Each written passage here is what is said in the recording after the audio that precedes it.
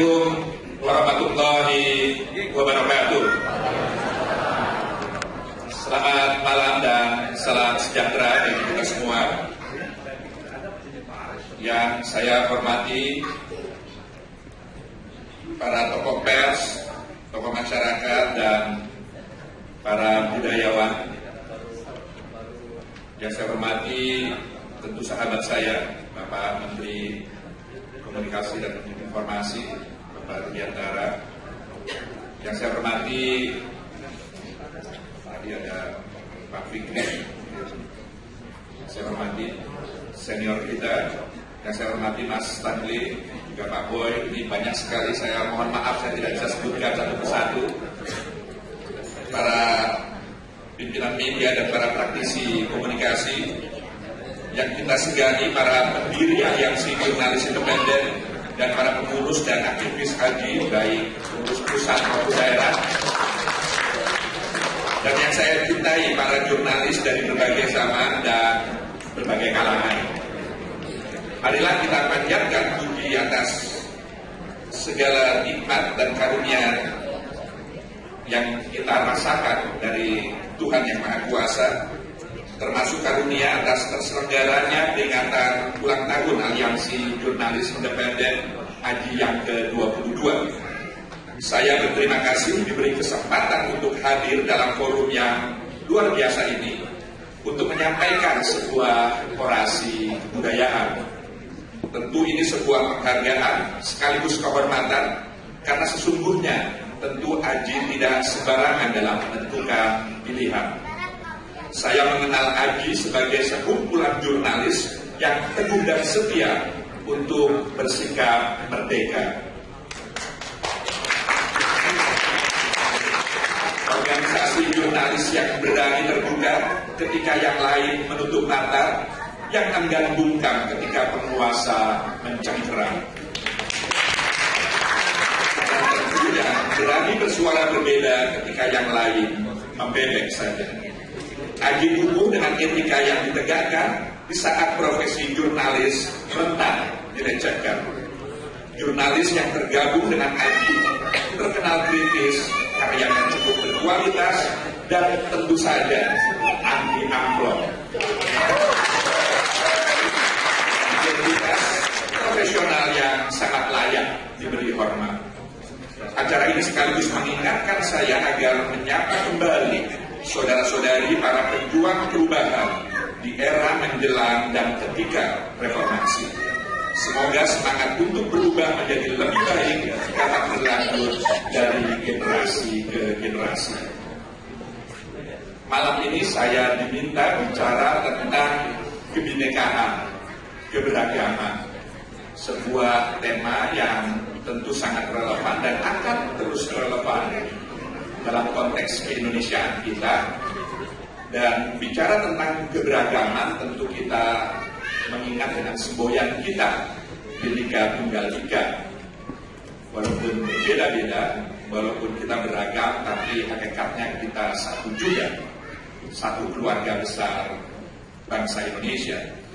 Dan bicara keberagaman, tentu kita tetap harus dalam kerangka menjaga persatuan. Dan saya bersyukur hari-hari ini kita punya Bapak Persatuan baru, khususnya di grup-grup WA kita dipersatukan dengan Bapak Bukidi. Tidak-tidaknya menyatukan kita untuk sejenak mengendorkan uang saraf dan kita terhibur dengan eksistensinya. Rekan-rekan jurnalis dan penggiat media yang berbahagia, sudah 71 tahun Indonesia merdeka. Namun kita baru merayakan kemerdekaan pers Indonesia dalam angka yang sebaliknya, yaitu 17, seiring lahirnya Undang-Undang Pers nomor 40 tahun 1999. Dalam hitungan umur manusia, pers kita sebaya usia ABG, anak baru gede. Lazimnya ABG ada positif dan negatifnya. ABG itu semangatnya membara, tapi kadang tak tentu arah menggelora. Ingin bebas tanpa batas, padahal tatanan masyarakat sedemikian jelas.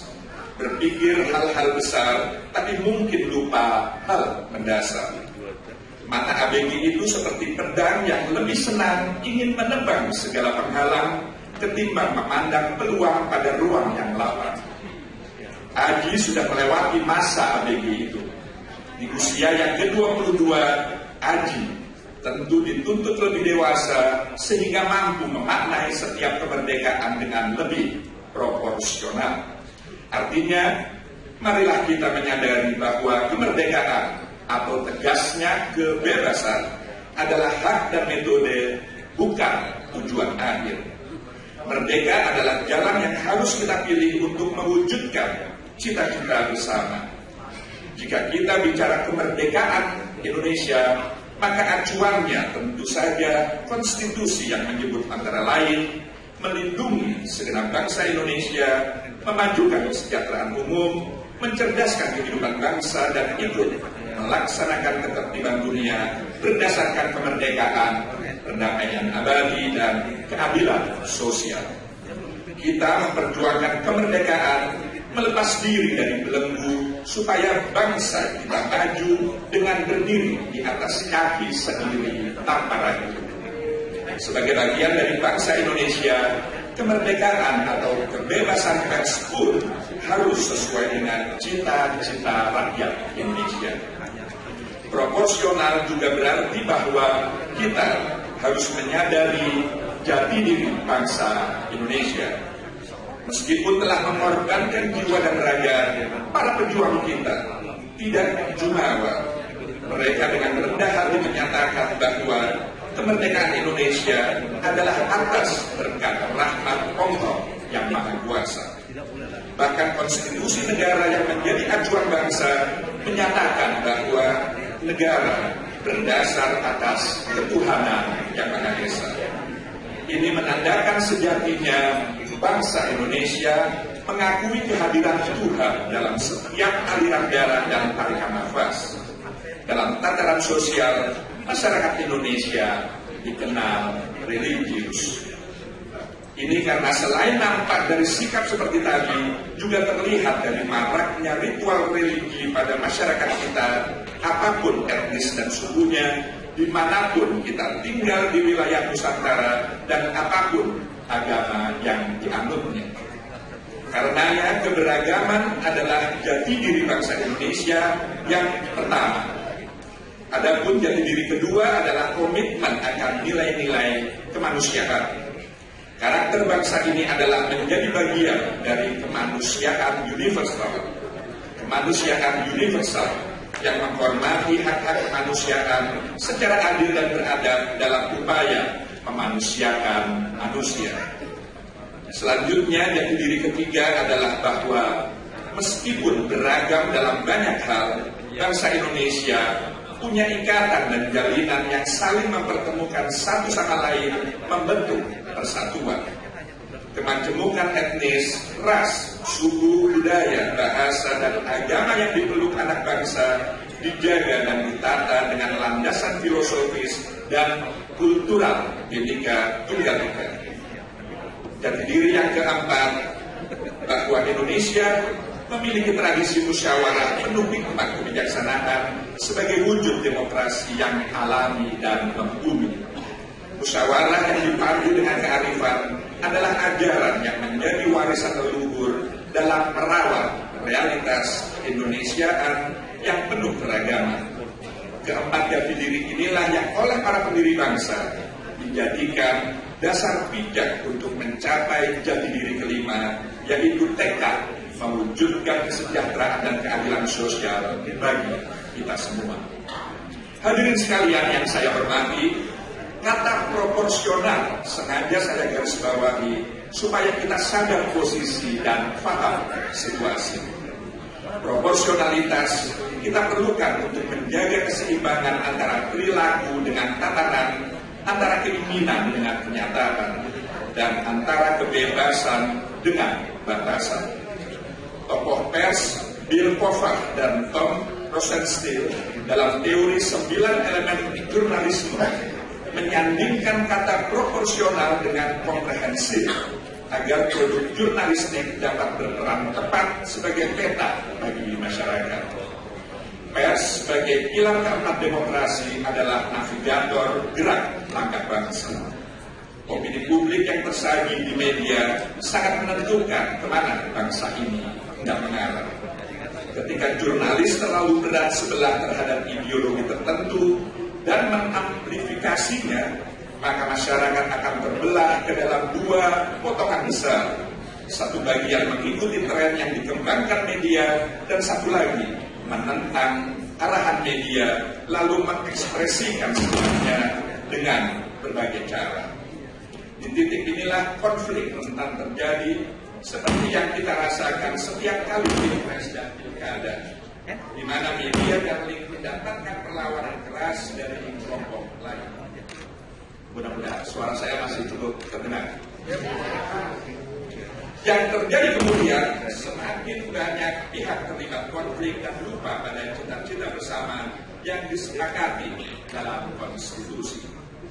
Tentu tidak mudah menyadari di mana posisi kita, terutama di era sekarang, era digital yang bisa bikin gatal, bahkan rentan hilang akal. Kita berada di dunia yang tanpa batas karena semua orang bisa terhubung di mana saja dan kapan saja melalui perangkat digital secara bebas. Dalam segi positif, keterhubungan itu bisa memudahkan kesalahpahaman antar budaya. Tetapi ketiadaan batas itu juga berisiko membuka lebar pertarungan hegemonik terkait ideologi, ekonomi, dan politik yang bisa berujung konflik. Seperti konflik yang dipicu karena perilaku intoleransi. Kita sering gagal fokus memahami persoalan intoleransi di berbagai daerah. Intoleransi sering dikaitkan dengan unjuk kekuatan mayoritas terhadap minoritas. Padahal intoleransi hanya bisa terjadi jika kita kehilangan sikap tepos seliro dan tenggang rasa yang maknanya lebih luas dari sekedar kata simpati dan empati. Atau menuding musabab konflik pendirian rumah ibadah adalah peraturan bersama menteri, sehingga memaksa pemerintah untuk mencabut regulasi ini. Padahal peraturan bersama menteri tentang pendirian rumah ibadah adalah produk kesepakatan para perwakilan majelis-majelis agama yang kemudian dilegalkan oleh pemerintah untuk menjadi aturan bersama guna menghindari konflik. Pada kenyataannya, hampir semua kasus sengketa pendirian rumah ibadah justru disebabkan ketidakpatuhan terhadap regulasi bersama tersebut. Walhasil, keadilan harus kita tegakkan. Adil dalam arti setiap orang dapat menikmati haknya tanpa mencederai orang lain. Setiap orang dapat merasakan hak atas ekspresi kebebasan asalkan faham batasnya. Adil dalam memberikan ruang bagi para pihak yang sedang berupaya mencari titik temu dari perbedaan. Saudara-saudara sekalian yang berbahagia, organisasi jurnalis seperti AJI potensial menjadi agen perubahan yang mempertaruhkan segala perbedaan agar menjadi harmoni yang indah. Dengan tetap bertumbuh pada profesionalitas, AJI dapat menjadi promotor kebudayaan yang dapat memajukan peradaban Indonesia lebih berkualitas. Independensi AJI dapat menjadi teladan dalam menyemai nilai-nilai kebaikan yang bersumber dari manapun, dari agama yang luhur dan juga ajaran para leluhur. Toh diakui atau tidak, dalam kondisi tertentu, jurnalis mengemban tugas suci seperti Nabi, yakni menjadi juru penerang yang menyampaikan fakta kebenaran sekaligus juru damai yang mendorong tercapainya kedamaian. Namun, sebelum menjadi pemandu arah bagi publik, hal terbaik adalah memulai dari diri sendiri. AJI harus lebih menampilkan diri sebagai laboratorium keberagaman.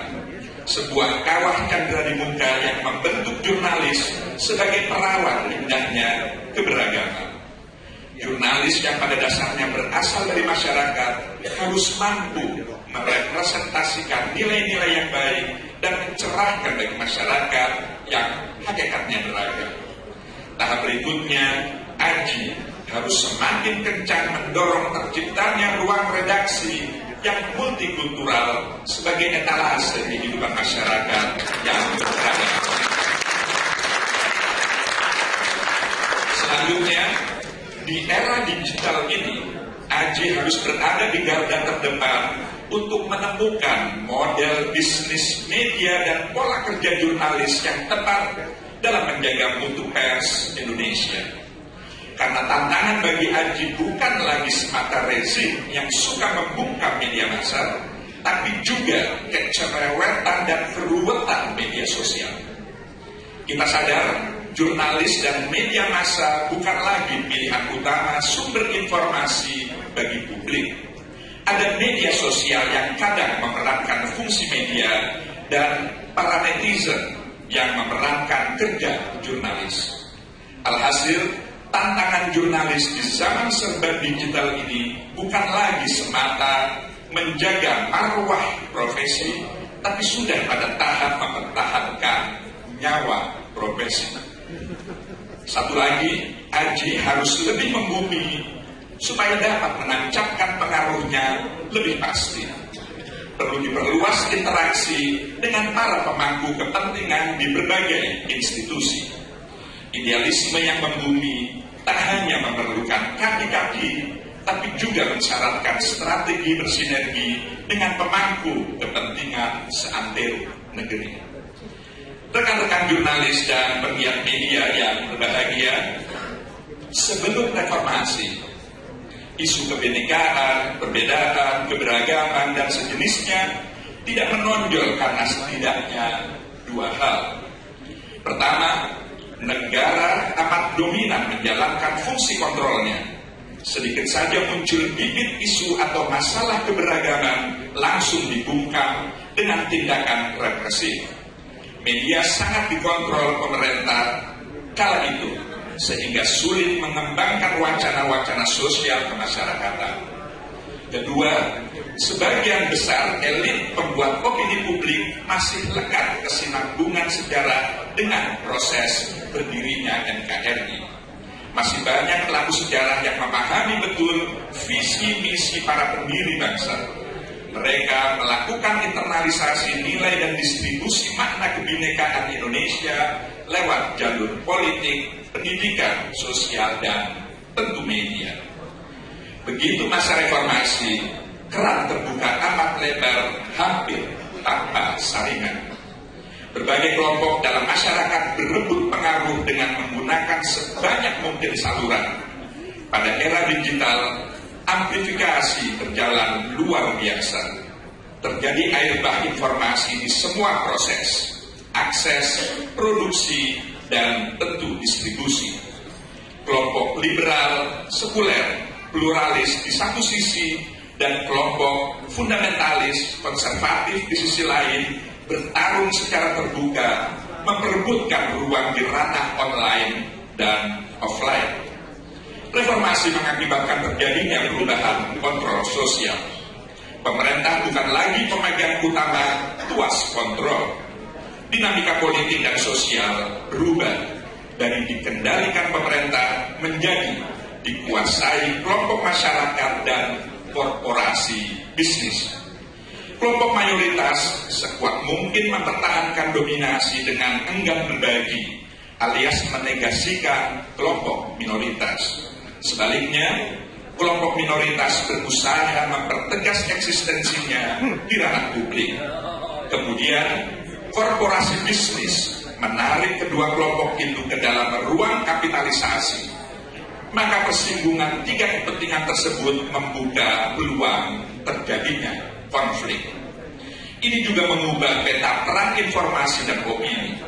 Tak jarang, opini dimunculkan bukan untuk memperjuangkan ideologi, tapi untuk mendulang keuntungan bisnis semata. Muncullah kecenderungan unik yaitu sebuah web Islami yang dikelola non-Muslim dan diterbitkan oleh kelompok media yang identik dengan hiburan. Sementara ada media yang rutin menayangkan figur agamawan yang berupaya meraih simpati publik lewat format hiburan, sehingga tuntunan berubah menjadi tontonan. Sehingga masyarakat bukan tercerahkan agamanya, tapi mengikuti tren fashion figur tersebut. Sementara di sisi lain, aktualisasi identitas kelompok minoritas dikapitalisasi dalam bentuk sensasi ketimbang pemuliaan hak asasi. Pada kondisi demikian, ada generasi baru yang sangat berbeda cara dan kecenderungannya dalam mengakses informasi.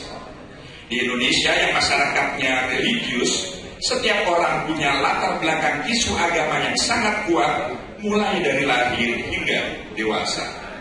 Persoalannya, bekal mereka terkait pemahaman agama umumnya masih minim. Sementara banyak kelompok yang menyebarkan virus tafsir keagamaan yang menurut mereka paling benar. Ada brigade digital yang amat militan melakukan jihad informasi. Sementara publik yang bergairah dengan limpahan informasi dan kemudahan teknologi tak lagi mengandalkan media mainstream. Kredibilitas sumber dan kebenaran informasi tak lagi jadi perhatian. Dimanapun ada pasokan link, lalu gampang diklik, maka akan diakses dan terus dibagi. Ada gejala kedermawanan berbagi info atau postingan yang tak dibarengi kesadaran akan kualitas konten maupun dampak penyebarannya. Hadirin sekalian yang saya hormati, kasus Tolikara adalah ujian bagi kita semua. Bagaimana masyarakat di zaman digital ini menyikapi konflik umat beragama. Peristiwa yang mengagetkan itu dengan cepat menjadi topik utama perbincangan publik. Media mainstream dan media sosial saling bertumpang tindih menggilingnya. Banyak distorsi, banyak simpang siuran dan bumbu-bumbu karena semua orang berkesempatan angkat bicara. Di tengah kesemrawutan itu, kita patut bersyukur masih diberi kewarasan dalam bersikap dan bertindak. Sebagai Menteri Agama, saya langsung menginstruksikan jajaran Kementerian Agama agar cepat dan tepat melakukan tindakan yang perlu. Kabinet pun segera merumuskan penuntasan masalah. Di sini kami, pemerintah, amat terbantu dengan kedewasaan sebagian besar media berpengaruh yang mampu menerapkan konsep jurnalisme damai. Di luar itu tentu saja ada peran penting para tokoh agama, tokoh masyarakat, tetua adat, ormas, dan warga yang cepat menemukan jalan damai. Alhasil, kita merasakan ada kesadaran kolektif untuk meredam konflik. Dan itu makin terasa ketika media tidak terpancing untuk membesarkan isu pembakaran pintu gereja di Purwokerto dan isu penutupan gereja GDI di Solo misalnya yang terjadi beberapa hari setelah kasus Tolikara. Kita juga ingat kasus Tanjung Balai, Sumatera Utara beberapa waktu lalu. Bersebab dari kesalahpahaman antar pemeluk agama berbeda, kekerasan muncul karena adanya provokasi di sosial media. Untunglah masyarakat di luar lokasi itu tidak terpancing untuk memperbesarnya sebagai konflik agama maupun konflik rasial. Situasi berangsur kondusif itu sedikit banyak dipengaruhi peran media yang mampu melokalisir peristiwa dan memperjelas duduk perkara. Dan karenanya saya sangat berterima kasih kepada para jurnalis semua. Kondisi ini mencerminkan adanya kemajuan bila kita bandingkan dengan kasus Ambon misalnya pada tahun 1999 silam. Konflik Ambon begitu menguras energi dan emosi serta tak cepat mereda karena media memainkan peran yang buruk. Euforia kebebasan pers saat itu mengalahkan akal sehat untuk merawat kesatuan bangsa. Paling memilukan dan tentu juga memalukan, ada media yang mengail di air keruh. Sebuah grup media besar saat itu menerbitkan dua media berseberangan, pro-Islam dan pro-Kristen. Isinya mengadu domba kedua kelompok sehingga makin tinggi tensi konfliknya. Tentu kita miris, apakah tidak terpikir bahwa keuntungan finansial yang didapat tak seberapa sesungguhnya dibandingkan kerusakan peradaban yang terjadi akibat konflik tersebut. Secara umum, nampaknya kita memang makin dewasa, tetapi bukan berarti masalah sudah selesai. Masih banyak PR yang mesti kita benahi. Misalnya, bagaimana kemajuan teknologi informasi dapat diantisipasi oleh regulasi. Saat ini kita masih sekedar jadi konsumen teknologi informasi, belum secara masif turut aktif menata peradaban digital. Undang-undang pers kita juga sedang menghadapi paradoks. Sudah saatnya direvisi guna meraih zaman. Tapi pertanyaannya adalah, apakah situasi politik kondusif untuk upaya revisi tersebut? Saudara-saudara sekalian yang berbahagia, kita semua berkewajiban merawat keberagaman. Bukan sekedar karena keberagaman adalah bingkai pemersatu bangsa Indonesia. Karena lebih dari itu, keberagaman adalah nilai kemanusiaan yang universal. Pekerjaan rumah paling berat dari upaya merawat keberagaman adalah memulai dari diri sendiri. Negara, yaitu eksekutif, legislatif, yudikatif, dan tentu lembaga negara lain di luar 3 cabang kekuasaan dan media harus menjadi teladan. Sebab dua komponen itu, negara dan media, adalah agen terbesar perubahan sosial. Mampukah kita menjadi teladan? Pertama yang harus kita lakukan adalah menumbuhkan keikhlasan untuk mewujudkan keberagaman di lingkungan kita sendiri. Ini bukan hal mudah, karena sekedar memberi contoh, ada banyak pertentangan dan tudingan ketika saya misalnya memproklamirkan diri sebagai menteri semua agama. Begitu pula ketika merapikan internal Kementerian Agama, menata pengelolaan haji, dan seterusnya yang bisa dimaknai pengebilian domain umat Islam. Saya dianggap orang Islam plus santri plus putra tokoh NU, sekaligus juga pernah menjadi menteri agama, politisi parpol Islam yang tidak memperjuangkan kepentingan umat Islam. Maka sikap tulus ikhlas akan mengantar kita pada kelegaan untuk membuka ruang dialog. Dan ternyata dialog terbukti bisa menjadi pintu masuk untuk menemukan sumber konflik, memetakan masalah sekaligus mencari solusinya. Dari situ akan muncul kesadaran untuk melihat konflik secara objektif dan komprehensif, sehingga bisa menghasilkan solusi yang tepat. Pada tahap inilah media bisa membantu publik menemukan konteks sebuah konflik keberagaman dan keberagamaan lewat produk jurnalistik yang berkualitas. Dengan demikian, publik akan bersikap lebih bijak. Sebagai objek karya jurnalistik, konflik tentu sangat menarik. Konflik mengandung nilai berita yang menggelitik. Tapi bukan berarti konflik pantas dijadikan sebagai komoditi untuk menaikkan rating dan populer supaya dapat keuntungan berlimpah. Profesionalisme jurnalis di tengah konflik teruji ketika mampu mendudukan teks pada konteks, dalam arti memaparkan akar masalah, memberikan peringatan agar konflik tak meluas, mendorong solusi penyelesaian konflik, serta menggugah pihak berwenang agar bertindak tepat dan bijak. Saya rasa teman-teman media lebih fasih berbicara soal teori atau konsep dasar jurnalisme sadar konflik, jurnalisme sadar keberagaman, jurnalisme damai, dan sejenisnya. Persoalannya, bisakah jurnalis dan redaksi konsisten menerapkan konsep tersebut. Terlebih jika dihadapkan kendala operasional, situasi lapangan, juga kepentingan bisnis pemodal dan pemilik media. Lebih repot lagi, di negeri ini, saat ini, pengusaha media umumnya merangkap politisi yang boleh jadi punya pandangan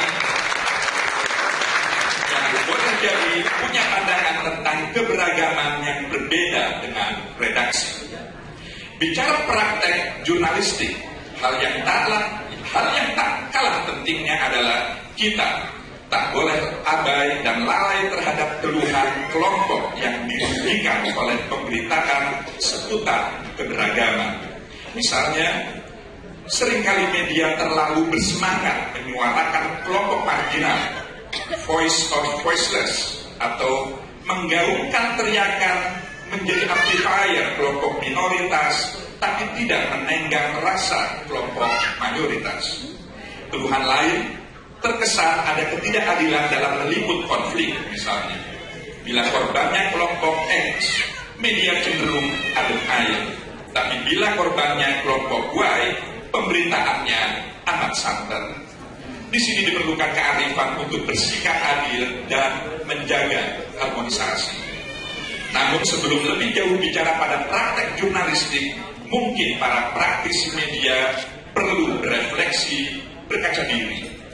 Sudahkah merawat keberagaman di ruang redaksi atau kantornya sendiri? Media massa dituntut untuk tidak hanya memahami pentingnya jurnalisme damai dan menghormati keberagaman dalam peliputan, tapi juga menerapkan prinsip keberagaman dalam rekrutmen redaksinya. Apakah saat ini kelompok minoritas sudah terakomodasi di tim redaksi misalnya? Hadirin sekalian yang saya hormati, di alam demokrasi, pemerintah tentu tidak bisa mengontrol media. Hal paling memungkinkan, pemerintah memberi akses dan respons yang cukup bagi media untuk menjalankan perannya bagi publik. Pemerintah tentu tak boleh alergi terhadap kritik media.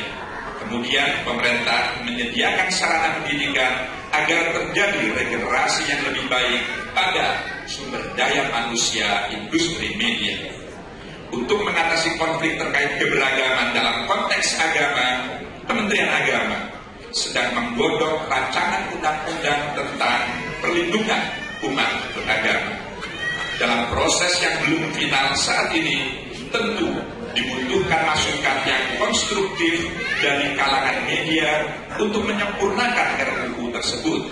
Sebab sebagian kontennya tentu akan berkaitan dengan media. Misalnya tentang penistaan agama di ranah publik, ujaran kebencian dalam dakwah, dan seterusnya. Maka lewat dialog kita bisa saling menyamakan persepsi dan membuka pandangan lebih luas demi terciptanya persepsi masyarakat yang lebih beradab.